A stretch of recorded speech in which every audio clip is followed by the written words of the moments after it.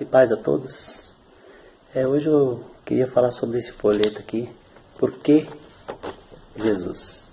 Esse folheto é um folheto que eu desenvolvi já faz uns, sei lá quantos anos, 6 anos, 7 anos, e o meu desejo sempre foi publicar esse folheto em algum lugar, em alguma rede social. E agora com essa questão da pandemia aí, a gente começou a fazer algumas lives, eu senti liberdade agora de poder fazer isso. Então a gente vai estar falando para vocês sobre esse folheto aqui. A ideia desse folheto aqui é realmente evangelizar e falar de Jesus para as pessoas que não conhecem. A ideia é que o homem, ele foi criado por Deus. A ideia é que Deus criou o homem à sua imagem, a imagem de Deus o criou, homem e mulher os criou. Gênesis 1, 27. Para quê? Para ter um relacionamento perfeito e santo com Ele. Mas por causa da sua desobediência, esse relacionamento ele foi quebrado. E lá em Gênesis 3, capítulo 3, a gente vai ver a queda do homem ali.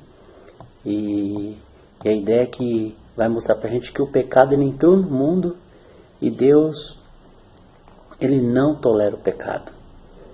Tem um versículo lá em Romanos 5,12 assim: portanto, assim como por um só homem entrou o pecado no mundo, e pelo o pecado a morte, assim também a morte passou a todos os homens, porque todos pecaram. Romanos 5,12. A ideia é que Deus ele é santo e não admite o pecado. Com isso, o homem, desde o momento que pecou, ele está separado de Deus. E o versículo lá em Romanos 3,23 vai falar sobre isso. 6,23 fala assim: porque o salário do pecado é a morte. Significa separação espiritual de Deus. Então o pecado do homem leva o homem a uma separação espiritual de Deus. Mas tem uma vírgula e continua o versículo, Mas o dom gratuito de Deus é a vida eterna em Cristo Jesus, nosso Senhor. O homem ele tenta chegar a Deus, a gente sabe disso, de várias maneiras, de diversas maneiras, Através de religião, através de boas obras, através de vida correta, através de tradições, idolatrias, filosofias e tantas outras coisas. Ele tenta chegar a Deus pelos seus próprios esforços, acreditando que é filho de Deus. Só que isso não é verdade. Todos somos o quê? Criaturas de Deus. Nos tornamos filhos somente quando aceitamos a Jesus como nosso Senhor e Salvador. E prova disso é lá em João 12 que fala: mas todos quanto receberam, deu-lhes o poder de serem feitos o quê? Filhos de Deus, a saber aos que creem no seu nome. Então, antes era uma criatura pecadora, eu aceito a Jesus, eu me torno agora filho e aí eu tenho acesso ao Pai. E a ideia é como a salvação pode te alcançar, como ela pode me alcançar. Quando você reconhece que é mera criatura, e que criatura pecadora, não arrependida, ela não vai para o céu, e se arrepende dos seus pecados, seus pecados eles são perdoados, e você se torna filho de Deus e ganha o direito de viver uma vida eterna com Ele. A Bíblia ela nos ensina como fazer isso. Tem um versículo também lá em Atos, 3,19 que fala bem assim: arrependei-vos, pois, e convertei-vos, para que os vossos pecados sejam apagados ou cancelados. Então, quando você se arrepende, o que acontece? O seu pecado é apagado, ele é cancelado e você não é mais condenado por esse pecado.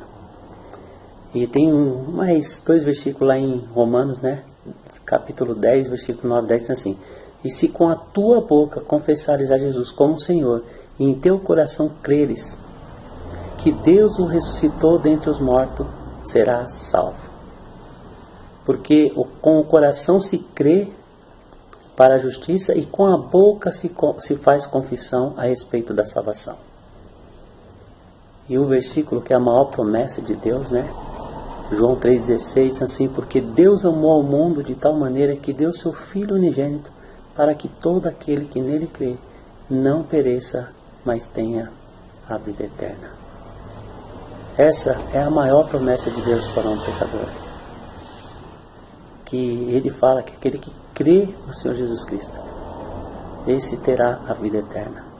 A ideia é que ele fala assim que todo aquele que nele crê não pereça. O que é perecer? Perecer é dor e ranger de dentes. Onde que vai ter isso? No inferno. Ele não quer que ninguém vá para o inferno. Mas que todos tenham a vida eterna. A vida eterna é o quê? Céu. Que Deus possa te abençoar, que você possa refletir um pouco sobre isso. Pensar um pouco sobre João 12. Pensar também em João 14,6, que disse Jesus: eu sou o caminho, a verdade e a vida. Ninguém vem ao Pai a não ser por mim. Que Deus possa te abençoar ricamente. E se você quer saber mais sobre a salvação que pode te alcançar, leia o Evangelho de João. Tem lá Mateus, Marcos, Lucas, é o 4º Evangelho, João. Leia uma vez, 2 vezes, 3 vezes. Peça para que Deus trabalhe no seu coração. Que Deus ele possa realmente trabalhar de maneira extraordinária.